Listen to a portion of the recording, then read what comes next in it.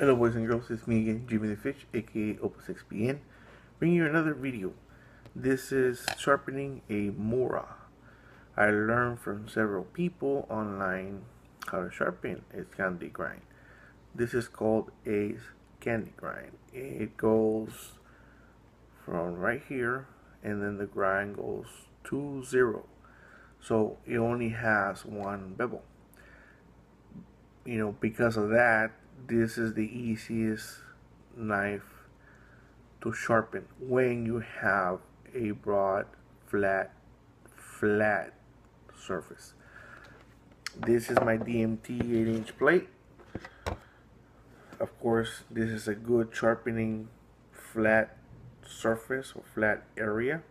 So, what you want to do, again, you have to get in the most comfortable position you can in order for you to always keep the same stroke, the same position, the same slide, the same everything. So once you get to that good position, all you got to do is put the knife down straight. Well, let me put it sideways so you can see it. You're going to press with your fingers. Right now it's flat, and then you raise it till it stops. Right where the angle stops. You're gonna feel it. So it's flat, and you raise it where the angle stops. And all you gotta do is keep your fingers there. You're not gonna get cut. All you gotta do is just follow the actual bevel, and just follow it, and keep putting the pressure on the knife, and then you slide it towards the front. Keep moving your fingers, and then slide. Same way to the other side. I put the pressure on the blade, in front of the blade. You're not gonna get cut. And then you start sliding, and as you start curving, you need to move your fingers towards the tip, slowly, carefully. This is a good system to sharpen scandi because you have a very broad surface and very flat surface. Let's say you don't have this kind of sharpener. You say, well, I don't have that kind of sharpener. How can I sharpen a scandi grind without a big flat surface area? This is a cheap, inexpensive Lansky sharpener. You can see there, it's a triangle shaped type of sharpener. This one has a flat area. So what you want to do is, again, you place the knife flat and then lift it where the angle stops, right there. And then all you got to do is, keeping your finger in the front, just slide it, keep the pressure on the angle, slide it. The same thing the other way.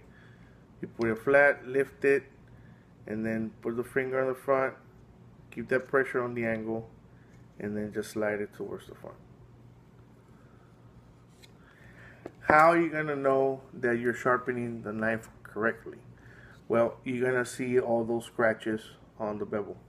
The bevel is going to be all scratched up because you're hitting the whole bevel, not just, the bottom part or the edge part. You're hitting the whole bevel. So you're going to get a scratch pattern on the whole bevel. If you're not getting a scratch pattern on the whole bevel, that means you're lifting the knife, or you're flattening the knife too much. It has to be flat. You have to push where the bevel is. So again, you see that, and then you push. The knife tells you when to stop. Right there. It stops right there. That's where the bevel ends. So you have to keep that pressure with your fingers on the front of the bevel, and then start sliding it. Start sliding your finger too. You will not cut your finger. As long as that bevel is flat on your sharpening surface, you will not cut your finger. Nothing will happen to your finger. If you lift it up, and then you start sliding to the front, you might catch it and you will cut your finger. So you need to keep that pressure on the bevel and slide it. So that's how you sharpen a scandi grind. Of course, just say you don't want a scandi grind on the knife, you want something else. You can see there, let me show you right now. You see there, see those scratches on the bevel? That means you're hitting the whole bevel, and that's what you want. You want to hit that bevel flat. You can also, once you finish doing that, if you want to put a micro bevel on it, you can. All you gotta do is, well, you know, you already have your primary bevel or your shoulder already there. So all you gotta do is find your angle. Let's say it, you know, that's where your bevel is. Just lift it a little bit more, just not much, and then start sharpening. And then you'll put a micro bevel or a secondary bevel or your, you know, your edge on the knife.